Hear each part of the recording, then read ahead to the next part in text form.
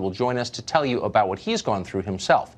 But first tonight, Trace Gallagher joins us with new information we just learned a short time ago. Trace?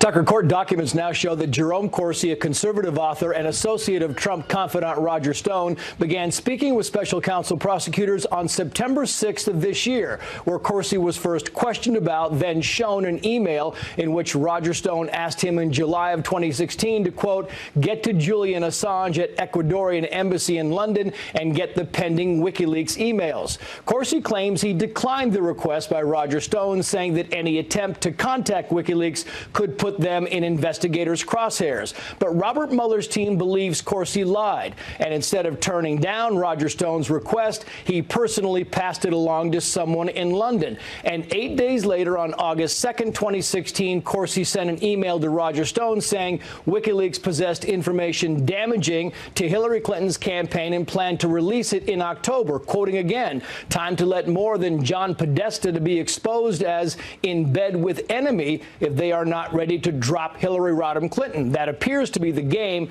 hackers are now about. WikiLeaks released John Podesta's hacked emails on October 7, 2016, just hours after the Access Hollywood tape went public, where Donald Trump bragged about groping women. Special counsel wants to know if there was coordination between Roger Stone and Julian Assange about when to release Podesta's damaging emails. Jerome Corsi says he did not have insider information. Instead, he did his homework, connected the dots, and theorized that Assange had Podesta's emails. And Roger Stone just told Tucker Carlson tonight, quote, none of the emails cited prove I had advance notice of the sources or content of either allegedly hacked or allegedly stolen emails published by WikiLeaks. When did political gossip become a criminal activity? Stone also says his friend Jerry Corsi is being harassed by special counsel not for lying, but for refusing to lie. Tucker. Thanks a lot, Trace. Appreciate that. So let's boil this down to its essence. Jerome Corsi is 72 years old. He has a PhD in political science from Harvard. He's written 2 New York Times bestsellers about politics. Jerome Corsi is the kind of person who could and probably should be happily retired by now. Instead, as you just heard, he is facing potential felony charges from Robert Mueller. How did this happen? Well, earlier this year, the independent counsel subpoenaed Corsi and seized his laptop and personal phone. They have all of his communications. They know exactly what he said and didn't say. In September, Corsi was summoned to an interview with prosecutors. They asked him if he'd ever tried to broker a meeting with Julian Assange in London. Corsi responded, no, quote, I didn't want anyone to see Assange. So the prosecutors left the room to confer after Corsi said that. They returned and informed Jerome Corsi that he had just committed a felony.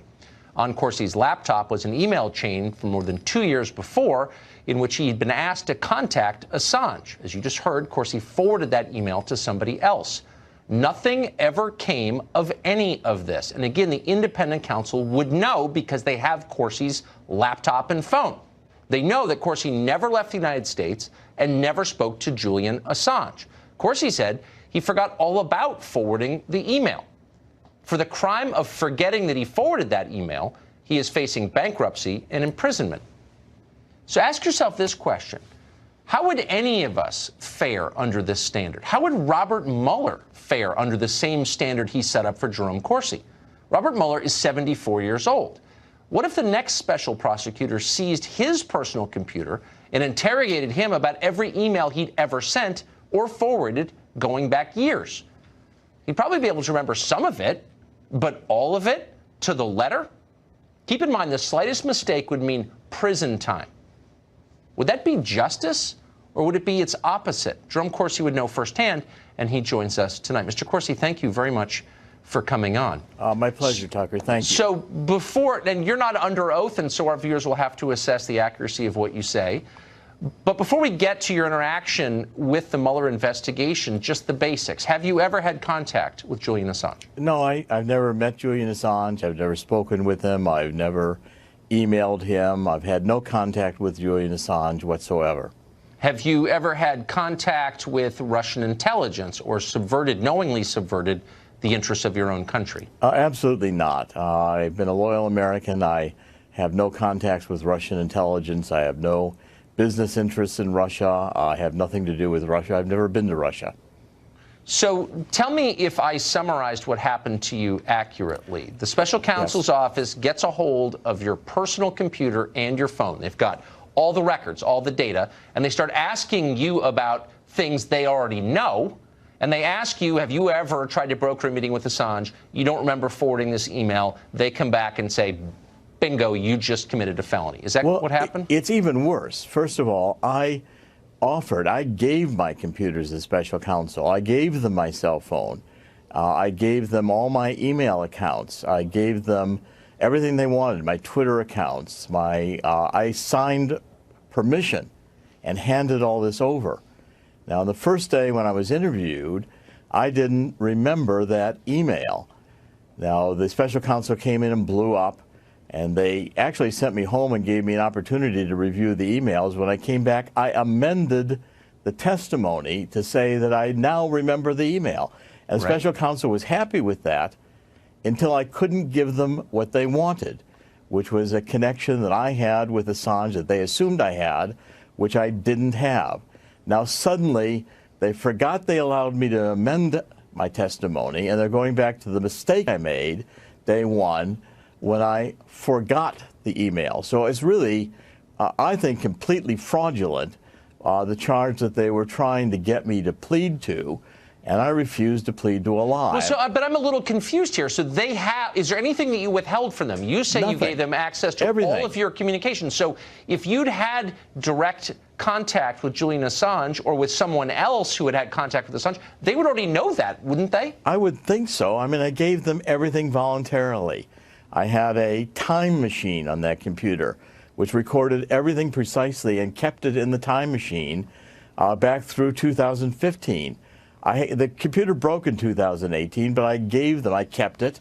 I voluntarily gave them the 17-inch Apple laptop and the time machine. I gave them my cell phone. I signed over permission for all of my emails, gave them the usernames and passwords. I allowed them to see my Twitter. I even helped Quantico download my Twitter and my Google accounts.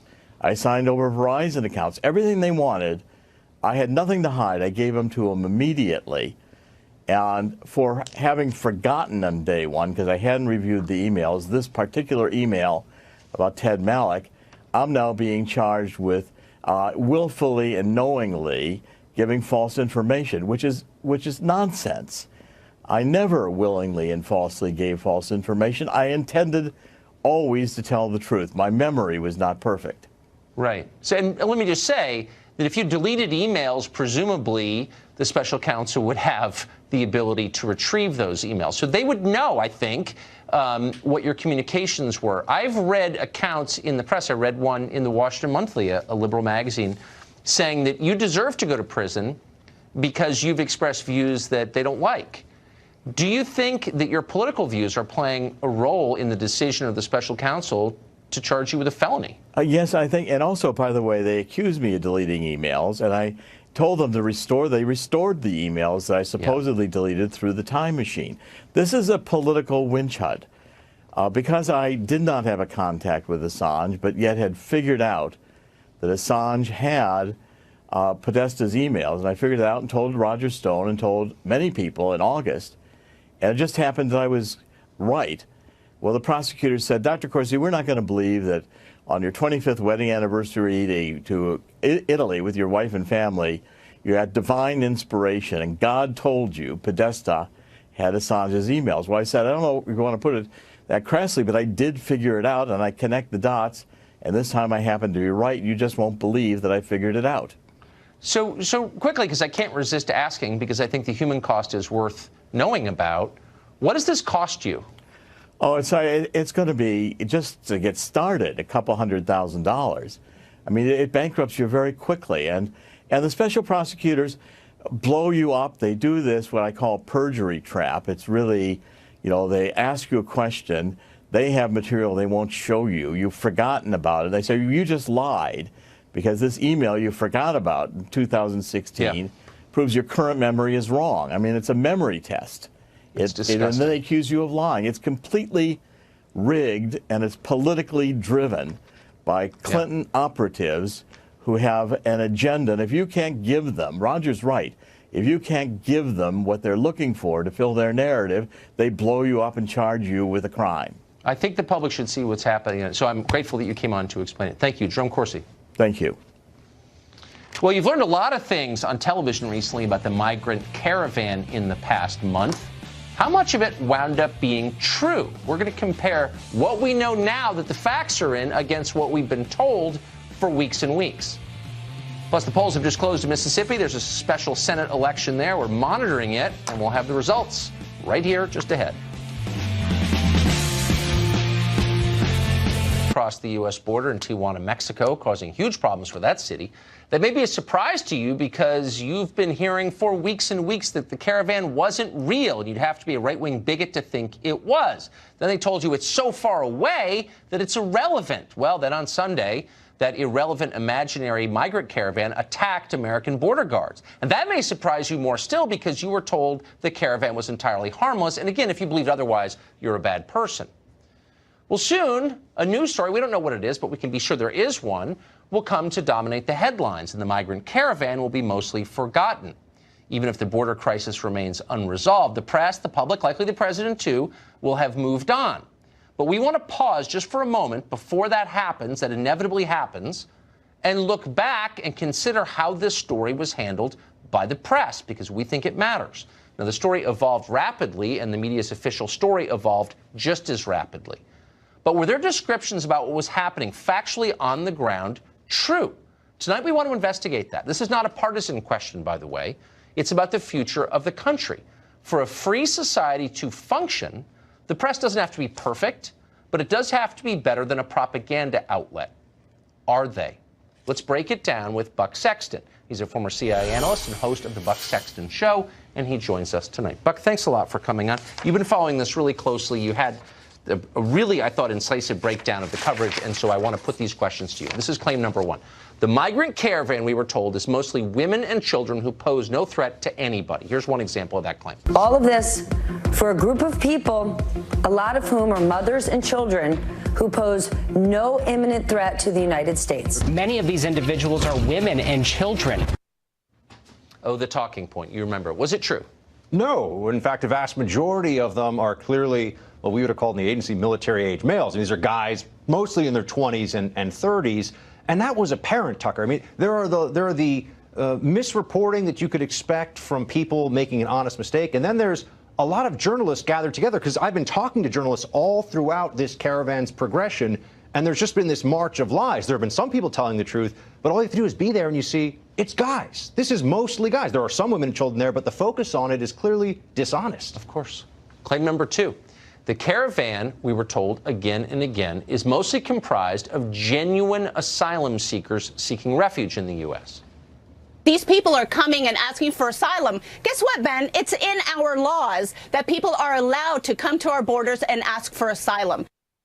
Yeah, it's our fault for not welcoming them because they're sincere asylum seekers. Is that true? No, it's a scam. And people know it's a scam based on the percentage of individuals in the past who have come and tried to claim asylum in this way, and the fact that they're being coached to lie. This is actually a form of fraud. When you say that I'm in imminent fear of my life because people along the way have said, this is what you have to say to get into the asylum process, you can later be adjudicated, you're lying to people in a vast majority of these cases. And by the way, if just being from Honduras, for example, means you're in such threat of violence that you could get asylum, then the whole country would qualify for asylum. So this is a scam, and people realize that now, but the media was pretending all along that it is not. That is such a good point. Why doesn't the whole country qualify for asylum? I'm sure we'll hear soon that it does. Claim number three. There are no criminals in this caravan.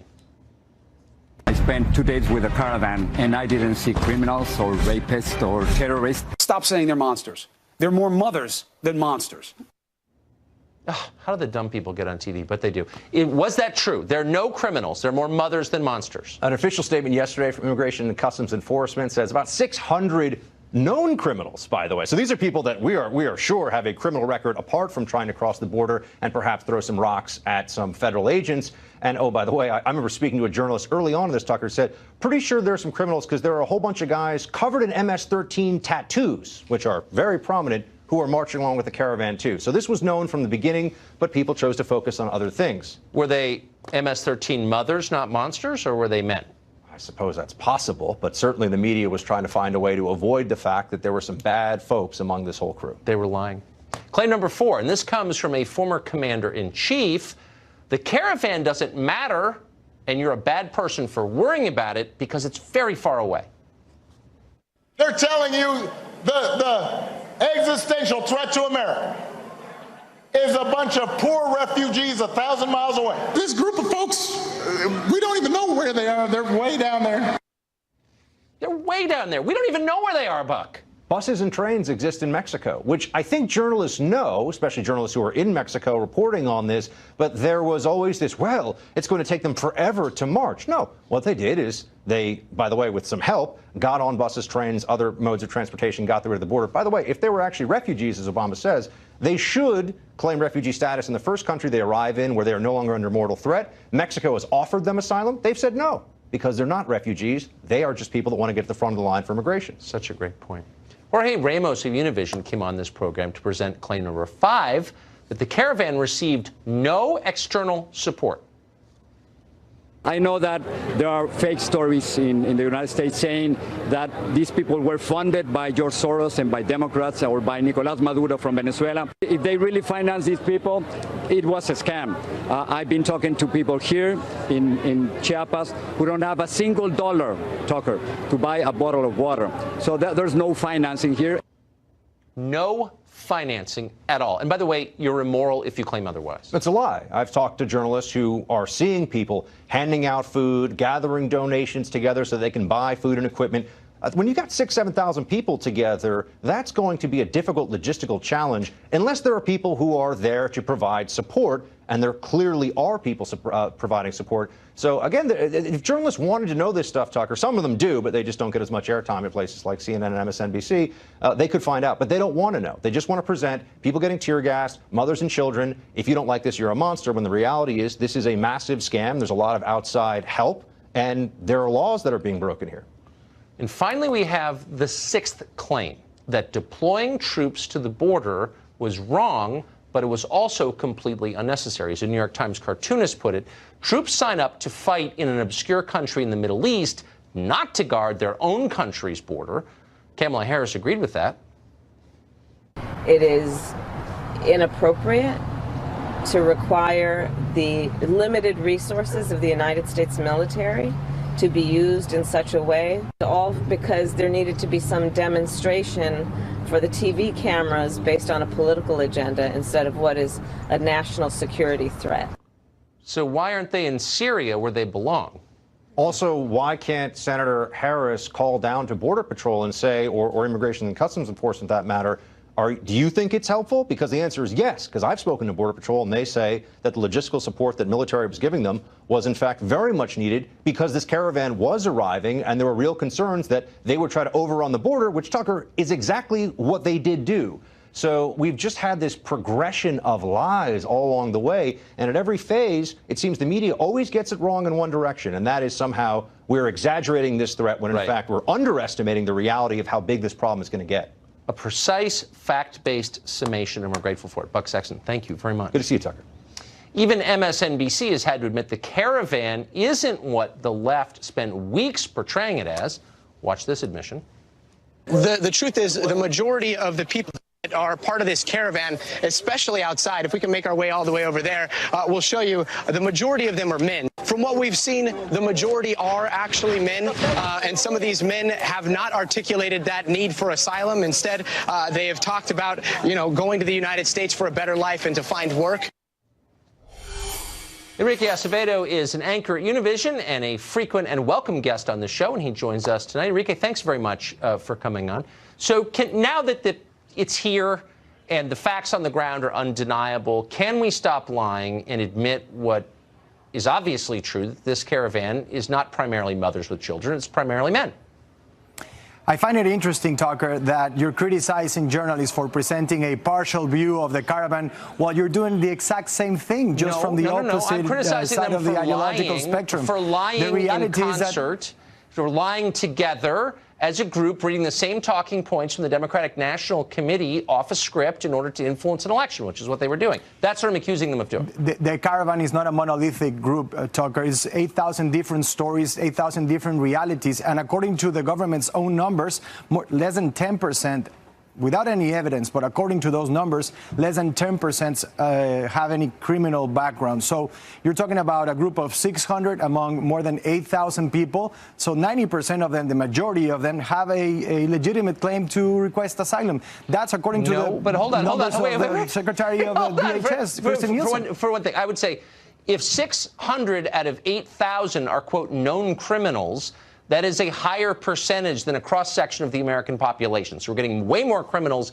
per capita than we have already in this country. They're not going to get in because if they have a criminal background, then they won't be allowed in and their asylum request will be denied. So just as a you don't have to worry about that. Let's talk now about the other 90%. This is what I'm talking about. Hold on. Just because you don't have a criminal record does not mean you're eligible for asylum. So please address Buck Sexton's, I thought, very incisive point that if you are seeking asylum, you are by definition required to ask for it in the first safe country you reach, where you don't face a mortal threat. And that was Mexico, where they were offered asylum, but they didn't take it. Keyword being safe, not a country where thousands of people are being killed every year. Actually, more than 500,000 people have been killed in Mexico in the last decade or so. So it's not a safe country. I wouldn't characterize Mexico as that. So that relates to my second question. I knew you were going to say that. So let me just ask you the follow-up, the logical follow-up, which is if Mexico is so dangerous, then you could not seek asylum there because you're imperiled just by being in Mexico. Then why isn't the entire population of Mexico eligible for asylum in the United States? Well, this is the thing, Tucker. You see these immigrants, these Central American immigrants going across Mexico. They are victims of extortion, rape. They are victims of murder. And sometimes they're recruited by these criminal gangs. That's why, in part, they're now moving across Mexico in a large group because they know strength and security. I can't let you dodge the question. I understand. They want to come here. It's a great country. I get it. I don't blame them.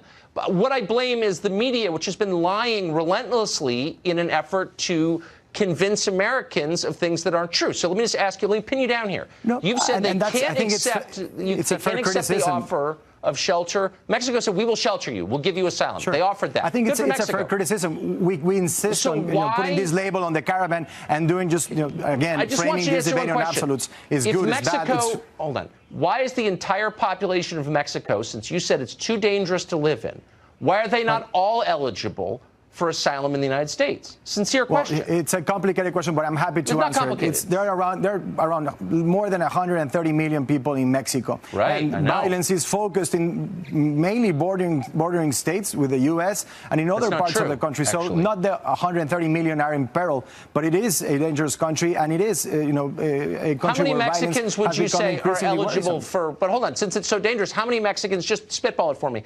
Are eligible under our asylum laws to come to the United States? You should ask an immigration judge that question, and everyone should have the chance to present the case. Everyone has a right to come here. We can debate all we want, but they're the ones who are going to judge the merits of an asylum claim. And when you abuse our generosity, we become less generous. To stop framing this debate in absolutes and to understand that there are nuances and there's context. There's not just one thing. I'm not the one who's framing it in absolutes. You're the one who told me it was all women with kids and strollers. You told me that. Let's go back to the numbers, the official numbers. Right. According to CBP, the majority of arrests today at the border are family units. So that's women and children. But that's not an interpretation. That's a fact. That doesn't mean the majority in the caravan were. Enrique, I hope you will come back. It is always a pleasure to talk to you. Thank you. Thanks for having me. Well, polls have just closed in Mississippi. There was a special Senate election in Mississippi is ongoing. The polls have just closed. What can we expect when the ballots are counted? Lisa Booth is a senior fellow at Independent Women's Voice. She's been with us throughout the 2018 election season, and she joins us again tonight for an assessment of the Mississippi race. Lisa, thank you for coming on. So it's a little weird even to be thinking about a race in Mississippi, statewide, because the results should be foregone, but they're not, apparently. They aren't, but I actually don't think it's going to end up being that competitive of a race, and I'll tell you why. The only reason why Cindy Hyde-Smith did not get over 50% on November 6th was because there was another Republican on the ballot, Chris McDaniel. He got 16.5% of that Republican support. Chris McDaniel's not going to be on the ballot tonight. It is only going to be Cindy Hyde-Smith versus the Democrat Mike Espy. So you can easily see how Cindy Hyde Smith, is going to win the election. And if you look at the collective share of the Republican vote on November 6th, it was around 58% compared to the collective share of the Democrat vote for around 42%. So I think Cindy Hyde Smith wins this night in pretty healthy margin. To what extent do you think all the talk of this being a close election was hype, really, from the beginning? I think it was hyped, to be honest. I think it was journalists projecting and hoping that it was going to be a tight election. Yeah. I don't think it's going to be, maybe I'm wrong, but I really honestly think Cindy Hyde Smith wins by a pretty sizable margin tonight. Yeah. We haven't covered it much because I kind of agree with that. Yeah. We'll find out soon. We'll Lisa, see if we're right, Tucker. We'll find out. Save the tape. Thank you. Well, a Somali American is being investigated for a possible hate crime after he allegedly tried to run over two men who were leaving a synagogue in Los Angeles. Now, guns take the blame for mass violence most of the time, but as this latest attack shows, guns don't cause people to act violently. They can make it easier, but they're not the reason for violence. What is the reason exactly? Nicholas Giordano is a professor at Suffolk Community College, and he joins us tonight. Professor, thank you very much for coming on. So lost in the debate over gun control, which I think is interesting. We engage in it a lot on this show, and it's worth having. But it doesn't address what's actually happening. Why are people doing this? Why are they doing it? Because they're either intellectually lazy or they're just flat out lying, because the numbers don't lie. If you look back about 50 years ago, there was virtually no gun control laws. There were more households that had guns, and there were hardly any mass shootings. So you have to look at what has changed in our society, and you have to look at our culture and what's with the dehumanization and the loss of value of human life. And if you look at it, in the 1990s, the late 90s, the internet goes mainstream and we start to see the modern day mass shooter. Go into the 2000s, you see social media emerge.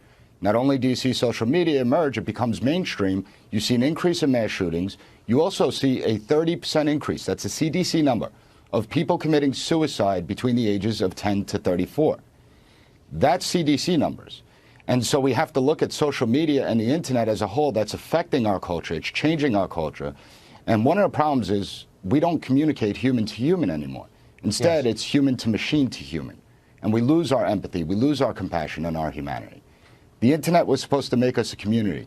What it's done is make us strangers living amongst each other. And that's one of the big problems that we're seeing. We're more isolated than ever before.